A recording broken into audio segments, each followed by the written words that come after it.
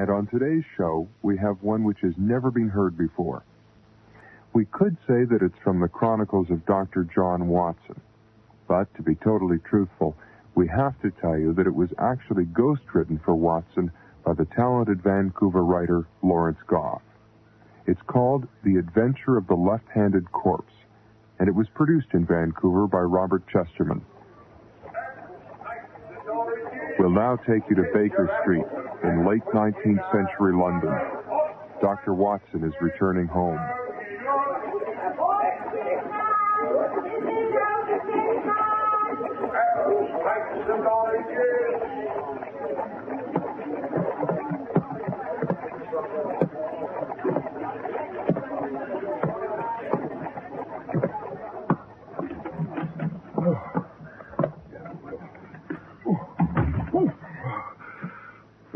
Good evening, Holmes. And a memorable one, since I must congratulate you on your singular imperturbability. Eh? Huh? I'm not sure I understand. Oh, come now, Watson. Your demeanor may be calm and impassive, but you have come directly from a very narrow escape, have you not? In fact, your situation was so grave that you found it necessary to use your pistol. Why, that's remarkable. Utterly remarkable. How did you manage to come to such an astounding conclusion? Though my conclusions may seem to sparkle and effervesce, the process of deduction is as flat and pedestrian as last night's champagne. Well, I'm sure, but still, I'd very much appreciate it if you'd pour me a glass. Very well, Watson. To begin with, your tread upon the stairs was ponderous and dull. And as you entered the room, I immediately observed numerous signs of a violent physical conflict. You are referring to the fact that I have torn my coat. Your hair is mussed, Watson. Oh, dear me. There is a slight cut on your forehead, and the blood which has run from it is not yet fully congealed. The knees of your trousers and toes of your boots are smeared with the remarkably tenacious mud of London. And, yes, the collar of your coat is badly torn. I would say it was obvious that you have been set upon by a gang of ruffians. I see. But tell me, how did you deduce that I had fired my pistol? You invariably carry the weapon in your Gladstone bag, along with the various implements of your trade. Yes. I simply observed that the clasps are not fastened. This breach of security is entirely out of character, Watson, and can only have come about as a consequence of extreme stress. You were forced to draw your pistol and to use it. An extremely plausible and colorful tale, Holmes, full of wonderfully logical deductions. But shall I tell you what actually happened? Kindly do not toy with me, Watson. I was on the Underground. There was a mechanical failure. We had to separate one of the coaches and push it onto a siding. This happened on an exposed section of the line. The track was wet and slippery. We were warned to be extremely careful of the electric rail, but I wasn't careful enough. I lost my footing, Holmes, and I'd have been fried crisp as this morning's kipper had not the conductor clutched at my coat and pulled me to one side. That is how I ruined my clothing and bloodied my head. The conductor opened my bag in order to administer to my wound. His groping fingers closed on the trigger of my revolver, and the thing went off. Now that is why there is a faint odor of cordite in the air. So you see, my friend, you have not done very well at all. I don't like being made a fool of, Watson. No man does. I haven't made you a fool. All I've done is kept an accurate record of the transition. What do you mean by that remark? I'm talking about your increasing dependence on that hideous drug. Cocaine, Holmes. It helps me to relax. And cocaine is a dangerous drug. We live in a dangerous world. But not dangerous enough, eh? What are you getting at? I fear that danger itself has become a drug to you.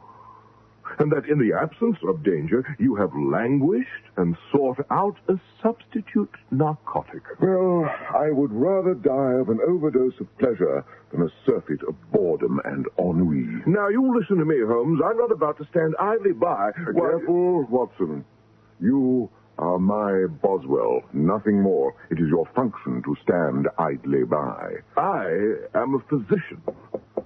Your physician, and I must warn you that... Come in. I'm sorry to have to interrupt at this hour of night, Mr. Holmes, but... I quite understand, Mrs. Hudson. You have to be up at the crack of dawn, don't you? Yes. And you have a responsibility to your other equally distinguished tenants.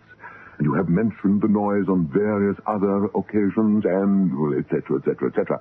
I'm sure you must think me the worst tenant in all of London. No, not at all, Mr. Holmes. Well, let me assure you that this evening's debate has ended.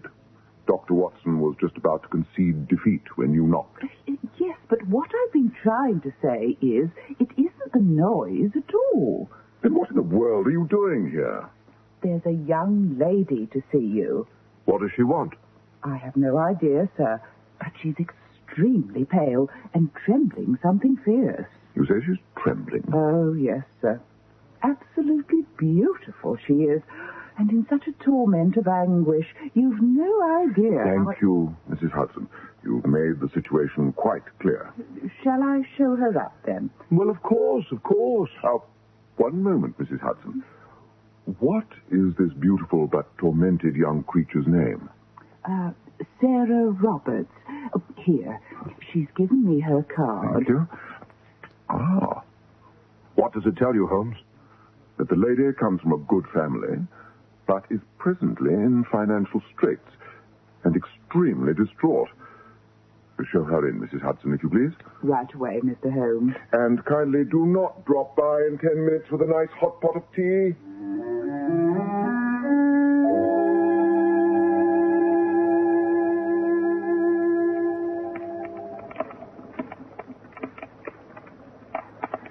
Please sit down next to the fire, Miss Roberts. Thank you. Now then, are you quite comfortable? Yes, thank you. Warm enough? Good. Now then, pray tell us... Excuse me. This gentleman whom you see fibrillating before you is my very good friend, Dr. John Watson. How do you do, Miss Roberts? Please excuse my appearance. I was attacked by a trio of thugs. Oh, dear. Are you all right? Life has never held more promise for me, I assure you. Oh. Now that you all know each other, perhaps you would be so kind as to tell us exactly what brings you here. I'm worried. Terribly worried. About my younger brother, Morton. Pray continue. We came down to London together, not quite 6 months ago. We'd always been very close, but here in the city we grew even closer. Morton was in the habit of visiting me every day, Mr. Holmes, even if only for a moment, to see that I was well. And today he failed to visit you? I'm not quite so precipitous as that. I last saw him on Monday. 6 days ago? Yes. Have you been to the police? 3 times. They grow more and more disinterested. We shall have to do something about that, Holmes. Perhaps. Is there anything else? This evening, when I returned home from the police station, I found a note pinned to my door. If I wished ever to see Morton again, I was to go to a place called the Illustrious Client. A public house? Next to St. Catherine Docks, I believe. Not a particularly uplifting area. Did you, by any chance, bring the note with you? Yes, of course. A good girl. What do you make of it, Holmes? Very little. The paper is extremely cheap and common, and yet I would not say that is true of the ink that has been used, nor the pen. You see, Miss Roberts, the paper is hardly scored at all. This suggests free-flowing ink, and that suggests a nib of silver or gold. In any case, According to these instructions, you are expected at the illustrious client in less than 3/4 of an hour. I realize I've given you very little notice. I came by several times this afternoon, but apparently you weren't at home. That's not quite true, Miss Roberts, but it's true enough. I'm not sure I understand what you mean. He was present in body, but not in mind. Oh, I see. Now then, shall we proceed? Coat, revolver, spare box of cartridges. What else do I need? Not an umbrella in this fog. Well, come along, Miss Roberts. If we hurry, we should manage to arrive just in the nick of time. I'd ask you to accompany us, Watson, but I don't imagine you've had time to recover from your attack.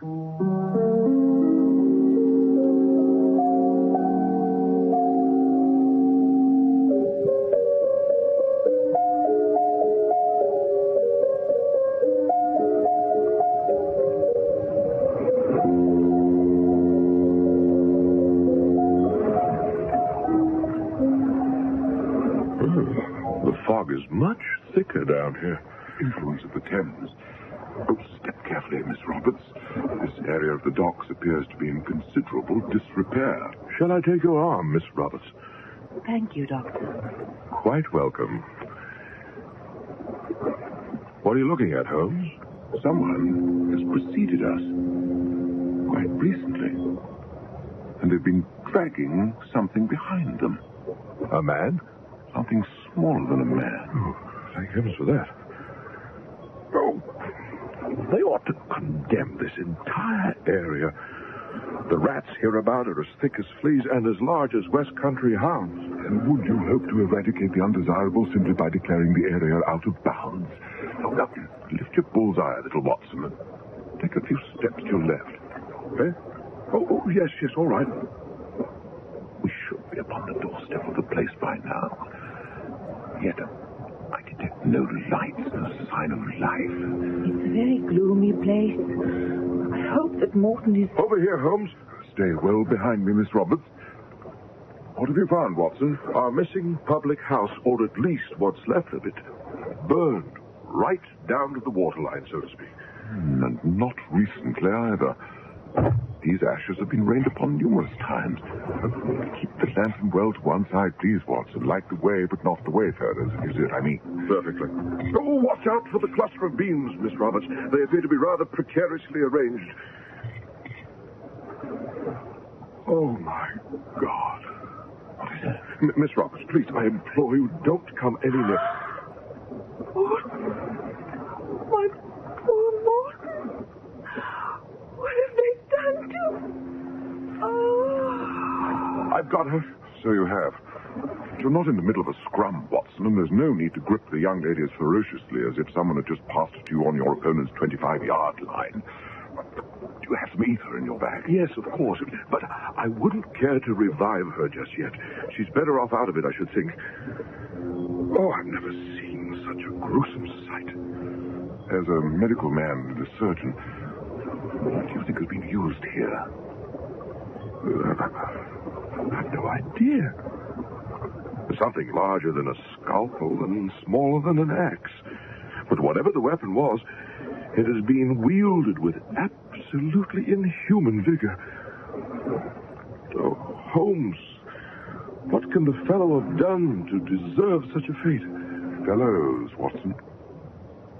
Look a little more closely. Oh, dear me. What a madhouse. Since Sarah was able to recognize her brother immediately, we must assume the head belongs to him. But who the arms, legs, and torso belong to remains, for the moment, a mystery. But we may be sure of one thing. There are at least 5 other victims involved in this hideous crime. Excuse me. 6. 6?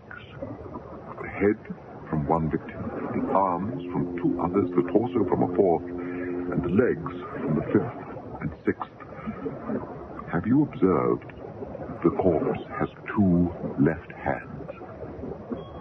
By George, so it has. time now for your vial of ether, Watson. Let us see what we can do about reviving the lovely Miss Sarah Roberts. As a physician, I must say that I believe she should be allowed to rest. She's had a frightful shock. Perhaps, but 6 men have been murdered, Watson. Think how frightfully shocking that must have been for them.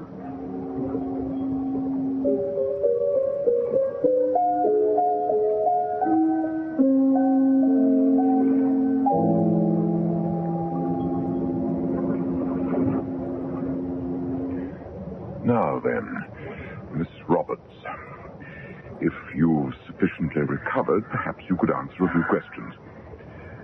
You've told me your brother Morton was a member of an obscure and somewhat ribald school of poetry founded by Mr. Oscar Wilde when he was at Oxford. Yes. Holmes, is this really the time? How many other men were involved in this? I'm not sure. Perhaps a dozen altogether. Please name as many as you can.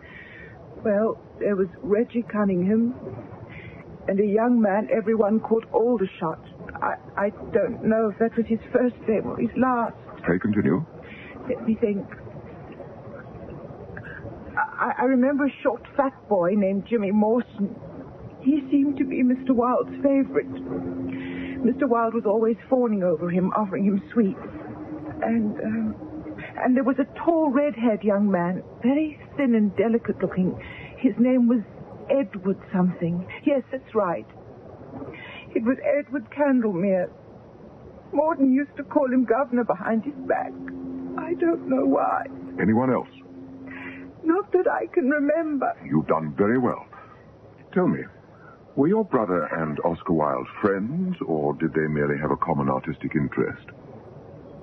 I'm not sure I understand quite what you mean. I think you do. Really, Holmes, what are you getting at? Must this inquisition go on forever? Can't you see that the young lady is exhausted? Just a few more questions, Watson. Well, Miss Roberts? They were friends, as you put it, yes. Good friends? Yes. Might one even go so far as to suggest that they were intimate friends? Oh, look here now, Holmes. My brother was a warm, courageous, and sensitive man. I'm sure he was. Did you approve of his relationship with Wilde? I approved of my brother, Mr. Holmes. I see. Well, Watson, I think it's past time you escorted Miss Roberts back to our Baker Street chambers. Do you really? I shall be staying here for a little while. You needn't feel you have to wait up.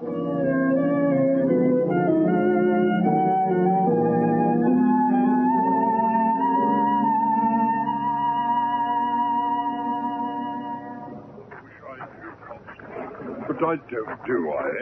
Over here, Lestrade. What the devil? Is that you, Holmes? Naturally. You must have bloomin' sharp eyes to be able to recognize anyone in this muck. It wasn't you I identified, Inspector. It was your cologne. Oh, was it now? Very interesting indeed. If you'll continue to look straight ahead, but bend sharply forward from the waist, I think you'll see why you have been dragged kicking and screaming from your warm feather bed. What are you talking about? That. What in the name of... Constable, give me your light. My God. Oh, you didn't by any chance catch a glimpse of the madman responsible for this slaughter? I'm afraid it isn't going to be as easy as that, Lestrade. Note the 2 left hands. Incredible. Quite incredible. There are what appear to be metal fragments embedded in the palm of one of the hands. And there is a quantity of stone dust beneath the fingernails of the other. You will have observed that the torso is pale, thin, and decidedly undernourished, each rib casting its own gloomy shadow. Yes. The legs, both of them, are muscular and thin, and both feet are slightly deformed, despite the fact that they are not a matched pair. I deduce a considerable amount of walking, cheap boots, an insufficient diet, and a shocking lack of personal hygiene. It is therefore obvious that the men represented by these limbs were artists, and typically unsuccessful ones at that. At least 2 of them were sculptors in stone and metal, according to the evidence, although I shall want to do a more thorough examination in my laboratory before passing final judgment. Oh, yes, of course. Here, hold on a moment. You said dead men? You mean all these pieces don't come from the same person? Oh, the newspapers will have a field day with this, and at my expense. Bits and pieces from 6 dead men, indeed. Ooh, flesh is uncommonly cold, isn't it? As cold as the blood that courses through our murderer's veins, Lestrade. But look on the bright side of things. The harder the journalists play upon you now, the better you'll look when I solve the case for you. Oh, you're going to do me that favor, are you? Yes, and in return, you must do one for me. Stop wearing that scent. I beg your pardon? And now, my friend, I must wish you a pleasant good evening.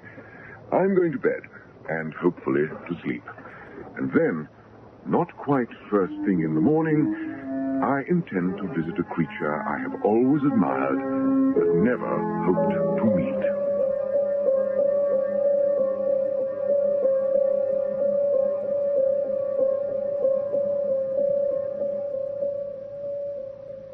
So good of you to drop by, Mr. Holmes. Is there anything at all I can do? I should like to have a talk with you. Where? In here? Preferably some middle ground. Your drawing room would do nicely. And may I say that I am surprised you know my name. A friend pointed you out once at the ballet. I was at the ballet once. My friend says that a man of my character, or lack of character, would eventually find himself fleeing either towards you or from you. I informed him that the likelihood was that I'd find myself traveling in both directions simultaneously, a consequence of attempting to burn my not particularly brief candle at both ends. Do come in, by the way, now that my neighbors have had time to look you over. Thank you. It must be a wonderful thing to be a detective, to have a moral license to snoop into the lives of one's inferiors, eventually dragging the miscreants before the courts of justice, or what we like to think is justice. I must say, I often wonder why our society takes such pleasure in dragging a purse snatcher before a sow's ear. Mr. Wilde. Oh, me, Oscar, please. I'd be most gratified. Well, then, what exactly do you want from me? An autograph, an epigram, a glass of sweet sherry? Last night, in the ruins of a public house near St. Catherine Docks, I came upon a corpse made from the limbs of 6 dead men. What?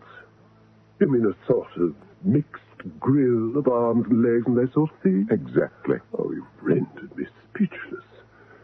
Thank God I wasn't a witness to this unnatural event. But tell me, why have you bloodied my doorstep with such gruesome news? One of the victims is a man named Morton Roberts. Oh? You knew him well, did you not? Better than he knew himself. Which was just as well. What do you mean? Oh, nothing, really. It was merely quip. Have you any idea who the other men were? Or should I say are? Or should I say nothing but simply remain silent except to call out for my solicitor? I wouldn't go so far as to suggest that you are under suspicion at the moment, Mr. Wilde. Really? How charming. Morton's sister tells me that you and he were at one time engaged upon a similar style of poetry. Sarah, isn't it? Yes. She kept a very close eye on Morton. I'm afraid she rather disapproved of me. Lord Cantlemere's son Edward also wrote poetry, did he not? Good Lord. You don't mean to suggest that he's been murdered, too? Except for Morton Roberts, the names of the victims are unknown to me, but can you think of anyone you knew who might have held a grudge against him? No, not a soul. Of course, I haven't seen him in years. Life seems to move so rapidly, if somewhat erratically, along, my dear Sherlock.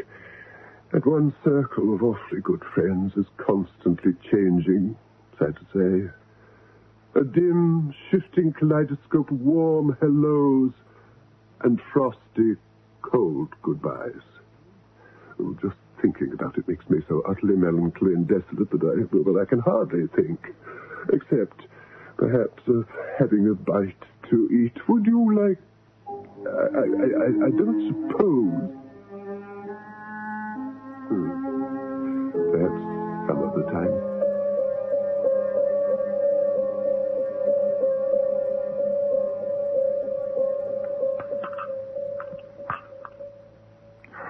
Are you sure you won't have a cup of tea, Holmes?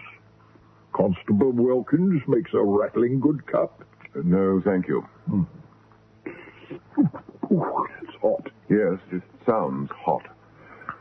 Well, I don't know how you found out I was about to arrest Mr. Wilde for multiple murder, and I don't suppose it really matters.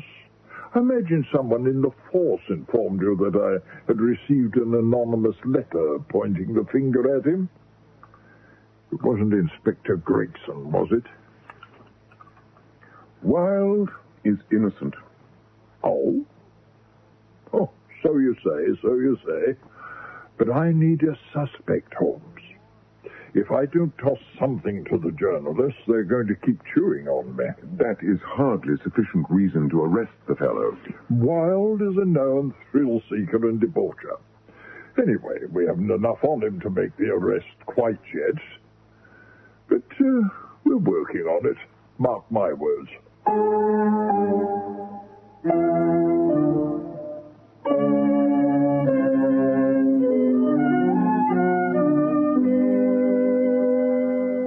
Good evening, Holmes. Hello, Watson. Lestrade wants to see you. The constable's been around twice. I know. I've just come from the yard. The man's an idiot. Tell me, how is Miss Roberts? Almost fully recovered. The death of her brother has been a terrible shock, but she's young and has a strong constitution. Yes, very. What's your opinion of her, by the way?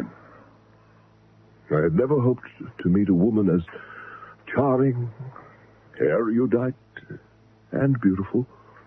Oh, you've no idea how sweet she is, Holmes. A spoon of sugar for your cup of tea? Oh, really, Holmes? I'm sorry, Watson, but I've never in all my life seen you quite so starry-eyed. There's a galaxy swimming around in there. I'm a trifle concerned that it might affect your ability to see things exactly as they are. Are you suggesting that Miss Roberts is... Not quite what she appears to be? That description applies to all women everywhere. No, Watson, I am merely suggesting that you try to remember that we really know nothing at all about this young lady. Speak for yourself. I spent much of last night and all of today with Miss I say, please stop looking at me like that. I was at all times acting in a professional capacity. That should go without saying. Then I wonder why you felt constrained to say it. Well, look here, Watson. You must bear in mind the fact that this woman has embroiled us in a most terrible crime. And I have discovered that her relationship with her brother was not as warm as she would have us think. I don't believe it. You're not going to open that window, I hope? Well, despite the firm convictions of my peers, I really cannot see how tobacco can possibly be beneficial to one's health. Oh, look at the sediment it leaves in the bowl of your pipe. I should think that was the very place for it. Anyway, I'd rather inhale a pinch of honest shag from the toe end of a Persian slipper than the thick yellow fog of London spewed from a million dirty grates.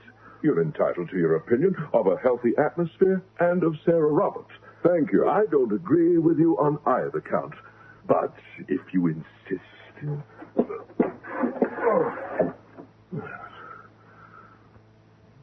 What are you reading? The Soul of Man Under Socialism by Oscar Wilde. A lot of tripe, I expect. Wouldn't bother with it if I were you. Perhaps not. But as Mr. Wilde says, selfishness is not living as one wishes to live. It is asking other people to live as one wishes to live. Now, please try to be quiet. I have a great deal of work to do this evening, and I expect to be up till the wee small hours.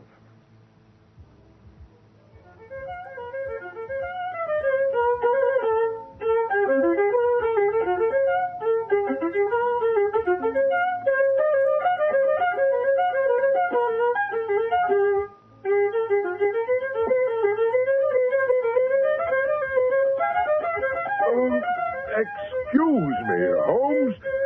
I wonder if you'd mind cancelling the remainder of your 3 a.m. performance. While it's true that the entire house attends, that attendance is without exception involuntary. I see.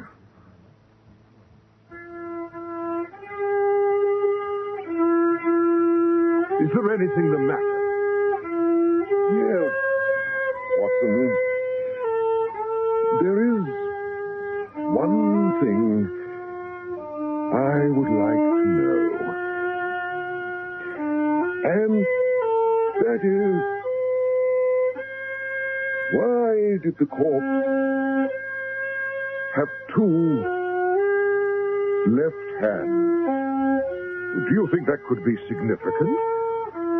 And tell me, why has someone gone to such a lot of trouble to point the cold and lifeless finger of death at Oscar Wilde?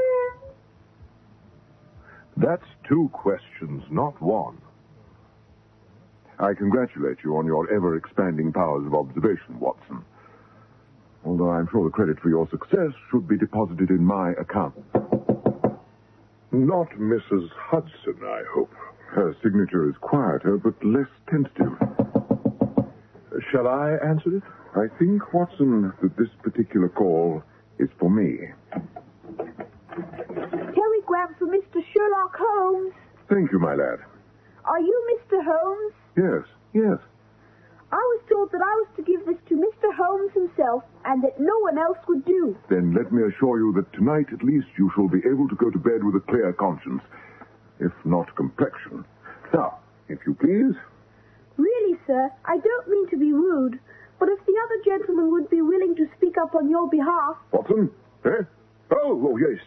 That's him. Sherlock Holmes in the flesh, the original and one and only.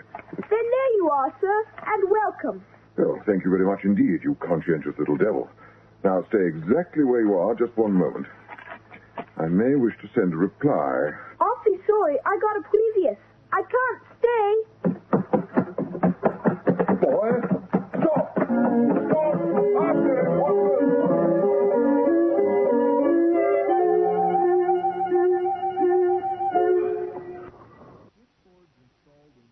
I just cannot see a thing. Neither can I. This damnable fog. Good Lord, I'm wearing my dressing gown. No one's going to see you in this suit, Watson. It's as thick as any constable I've met. I'm afraid we've missed the little rascal. Scampered down the stairs like a water bug, didn't he? Legs going like pinwheels, just a blur. Look out, Watson!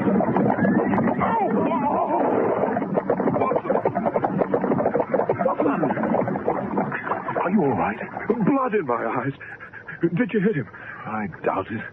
Let me see your head. Take your hand away. Oh, yes. Flesh wound, nothing more. If you hadn't pulled me to... I think it's probably missed you entirely. You fired a shot? Yes, I tried to pick off the driver. The light was very tricky, though. Wouldn't give tuppence for my odds. Listen, are you capable of returning to Baker Street alone? Why, yes, certainly I think so. Why, where are you off to at this time of night? Can't I come along? I say. Holmes? Holmes? Holmes? You're still there?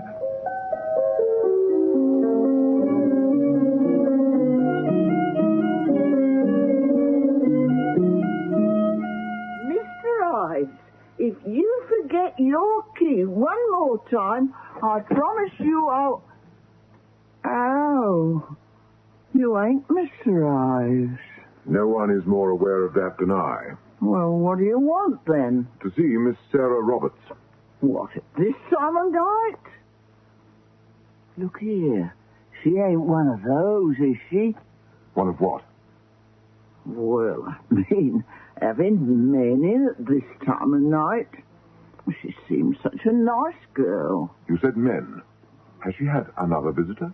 Well, just that other gentleman. The one who calls himself a doctor. Watson? Yes, that's the one. Says he's a medical man, but the way he looks at her, well, it seems to me he's the one who's running a temperature. Well, I wouldn't have Miss Roberts arrested just yet, madam. Dr. Watson is as ethical as you could wish, and my name is Sherlock Holmes. Never heard of you. Then I must take it that you do not subscribe to the newspapers.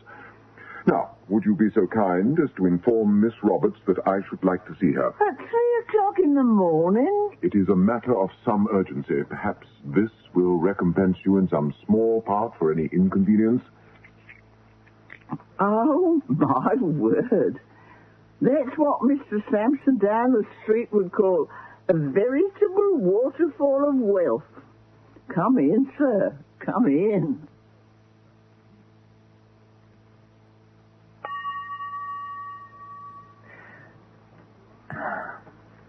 May I have another glass of your wine? Oh, yes, do. Please. I should very much like to try that as well. You seem to take such pleasure from it. I'm sorry, Miss Roberts, but I must remain firmly opposed to such an adventure. Well, I don't see why. It isn't as if I'm not willing to ask you nicely, and in as many ways as you like. Cocaine is a particularly dangerous drug, young lady. Not suited to everyone by any stretch of the imagination. And my friend Watson insists that there is even a possibility of physical addiction. But surely it wouldn't hurt to try just a little. Come now, Miss Roberts. Don't be greedy. I should think one utterly new experience in an evening would be enough for any young woman. 2 hours ago, I would have agreed with you, Mr. Holmes. But now it seems to me that one's appetite for life grows with each moment spent at the table. Can't we just... Unfortunately, I have an extremely busy day ahead of me, and I must conserve at least a little of my strength for the trials and tribulations that my enemies are no doubt even now strewing across my path.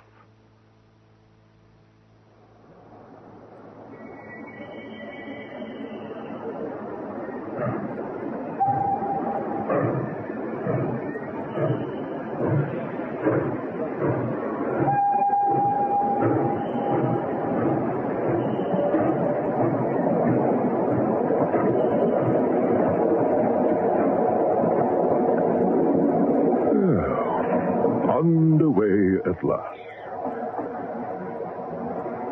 Are you sure you're all right, Holmes? Never better. You look absolutely exhausted.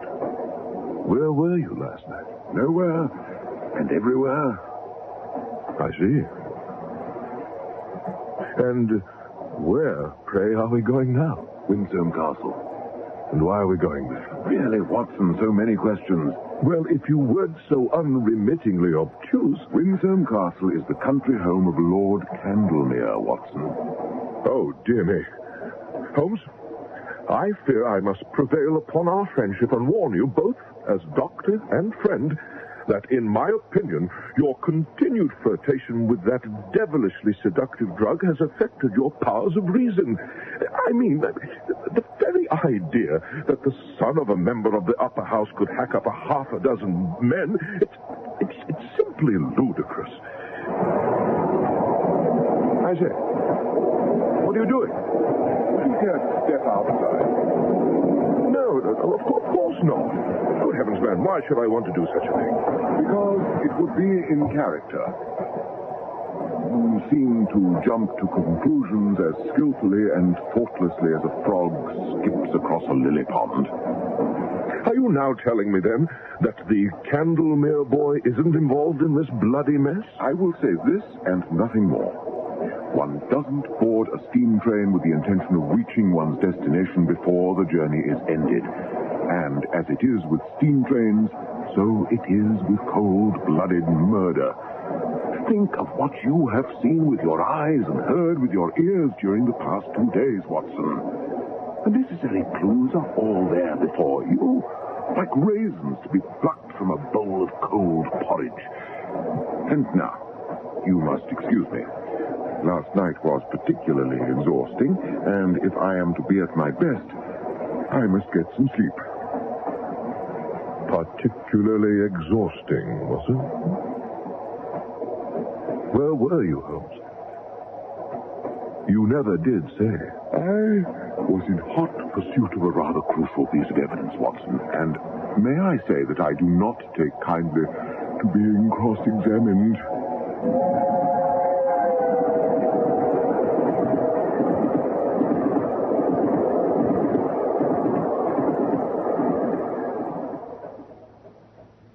Which one of you is Holmes?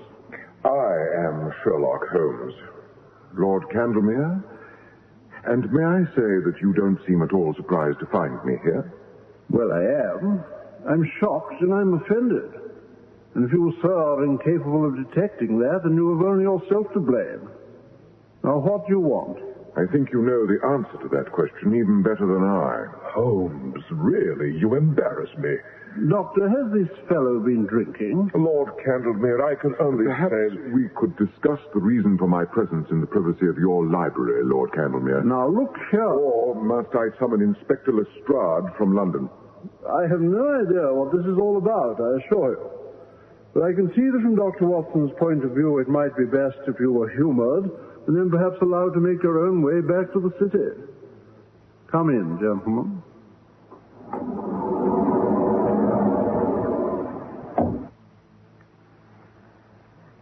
Now then, Holmes, rattle away.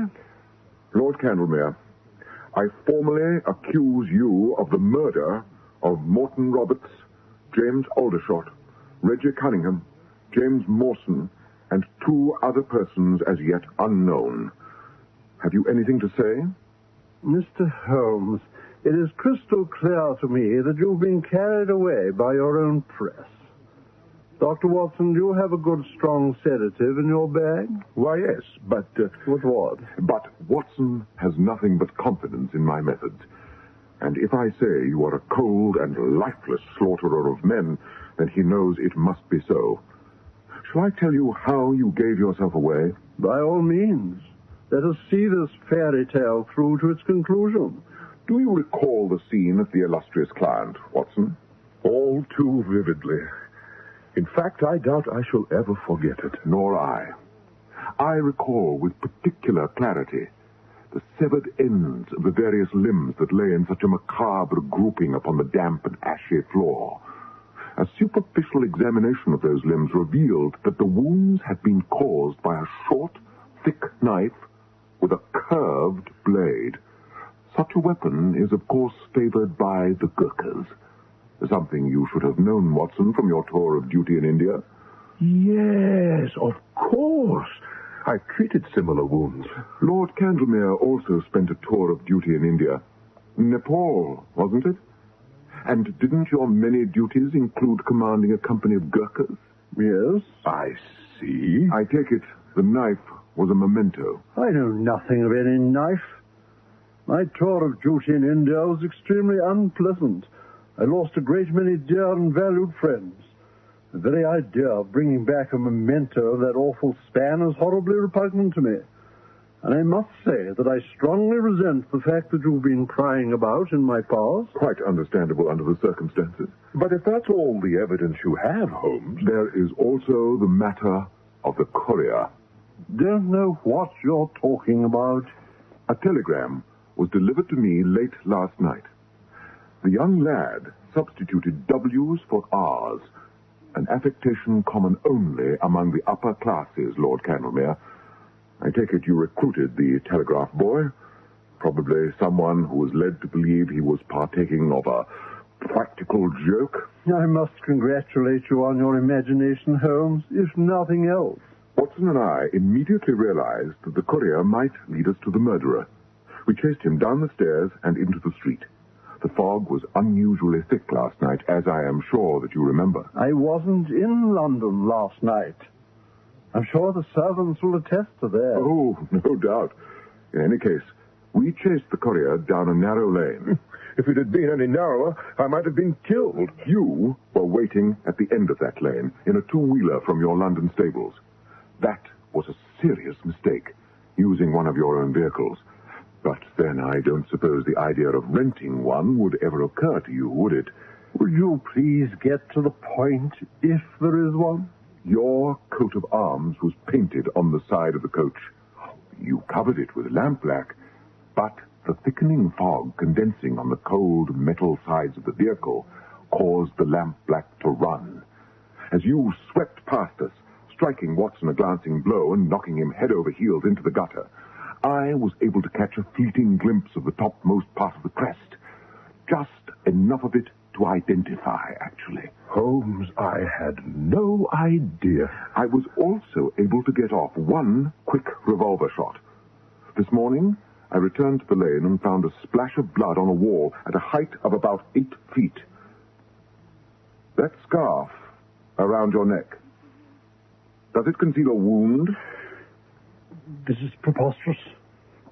Well, I have no doubt that you're in hot pursuit of a murderer, but why should you choose to badger me? Would you rather we badgered your son? What? Do you mean Edward?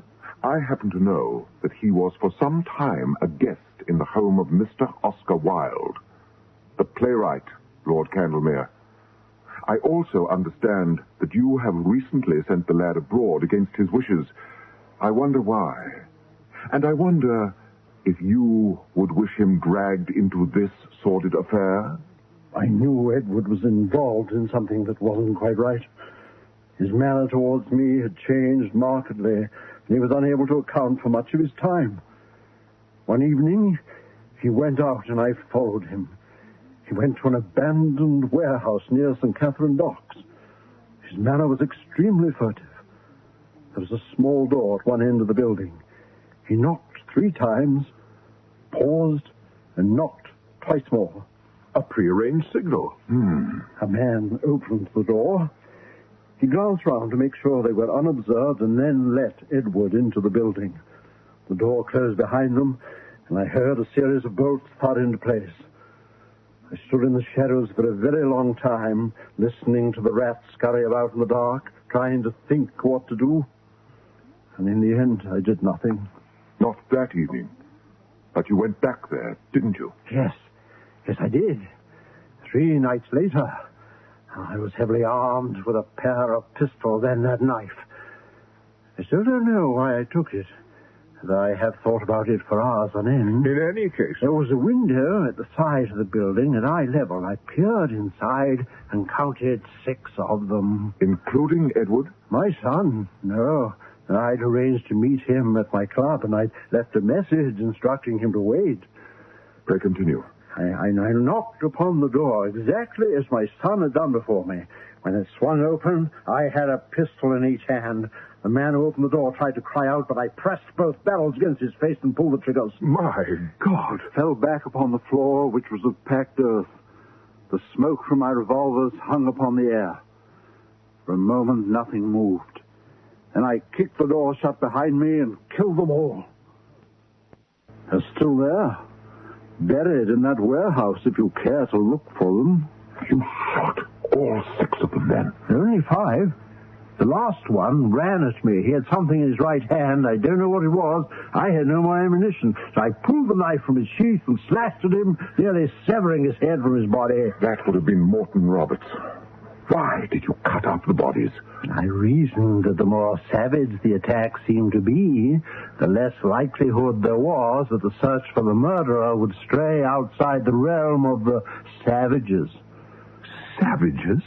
Lower classes. Yes. I still think it was a fine piece of logic. Why did you send that note to Sarah Roberts? I feared that she would eventually succeed in interesting the police in the case. I'd intended to murder her had she come to the docks alone. Of course. But why the 2 left hands? The newspapers didn't know what to make of that, did they? And naturally enough, since it meant nothing. I intended to provide the corpse with a left and right hand, but in the horror of the moment I hacked off 2 lefts. Well, anyone can make a mistake, can't they? Then you murdered those 6 men because you mistakenly believed them to be sexually deviant rather than because of their politics. Politics? What politics? I have good news for you. Your son's relationship with Wilde was a consequence solely of their common interest in poetry and radical politics. No, I don't believe you. Edward is an anarchist, as were the men you killed. Anarchists? Are you sure? The rock dust I found under the fingernails of the corpse proved upon further examination to be granules of blasting powder, Watson. The metal filings embedded in the palm of the corpse's other hand obviously came from the shell casing of a bomb. But despite the odious vocation of your victims, Lord Cantlemere, I doubt you will find a sympathetic public. You wouldn't dare make this revelation a matter of public record? Expose an affair of this sort to the masses, and you'd risk shredding the delicate fabric of British society. None of us could say what might happen. We'd be playing right into the anarchists' hands. I agree. And that is why we 3 must quietly take justice into our own hands. Oh, I say, Holmes. Here, today, in this very room. Lord Cantlemere, in my opinion, there is no way you can adequately expiate your sins. However, there are 3 things that you can do. To begin with, you must make a check out to Miss Sarah Roberts in the sum of £21,000. How did you arrive at that amount? It struck me as being a nice round figure. Oh, I see. Anything else? Another check, this time to the workhouses of London, in a sum of £79,000. That's 100,000 altogether, another nice round figure. You're asking me to pay penance to the tune of damn near £17,000 per man. A fortune, I agree. But this, I promise you, you'll never miss a penny of it. What do you mean? Why not? There is a third condition to my continued silence in this matter. After Lord Cantlemere has finished with his checkbook and his gold-nibbed pen, I want him to do something about cleaning his gun collection. Carelessly.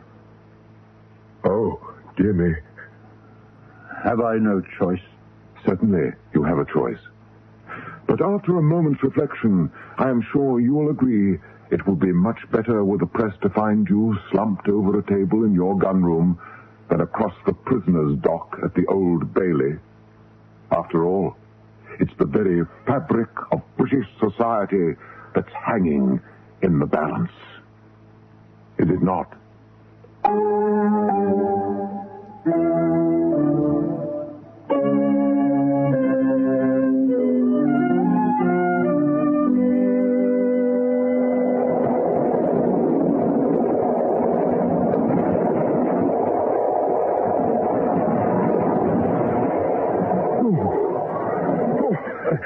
That was a near thing, wasn't it?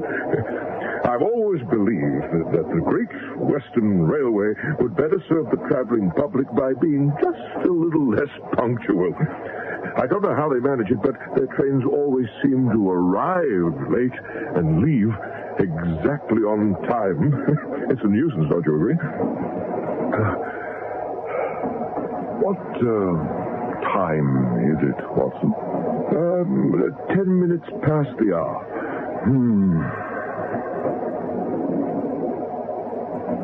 I imagine he's done it by now. Yes. I would think he has.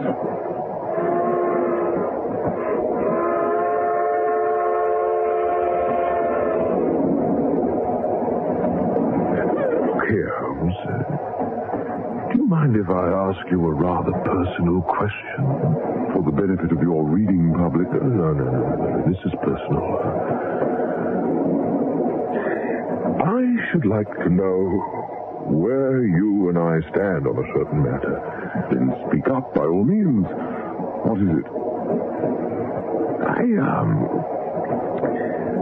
I I find Miss Roberts extremely attractive, and I wondered if...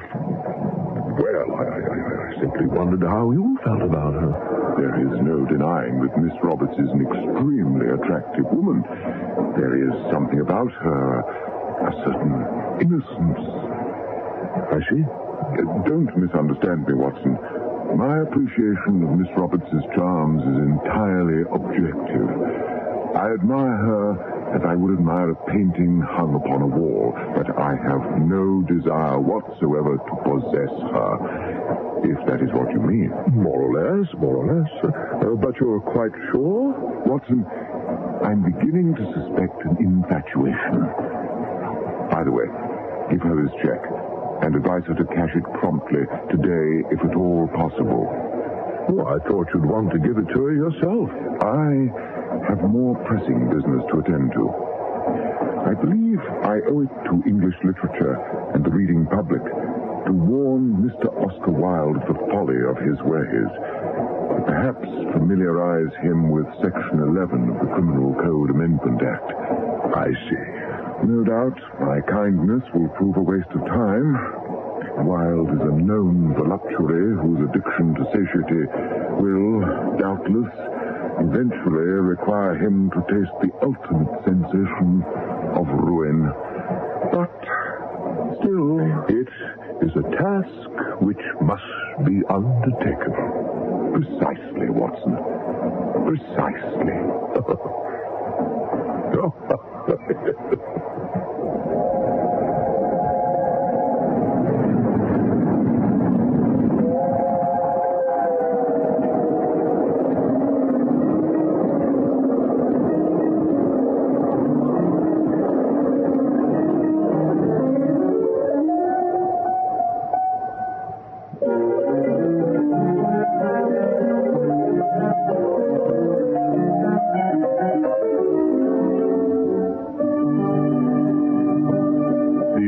Of the Left-Handed Corpse starred Christopher Newton as Sherlock Holmes, Leon Connell as Dr. Watson, Peter Brockington as Oscar Wilde, Marion Eisman as Sarah, and Jack Ammon as Lestrade.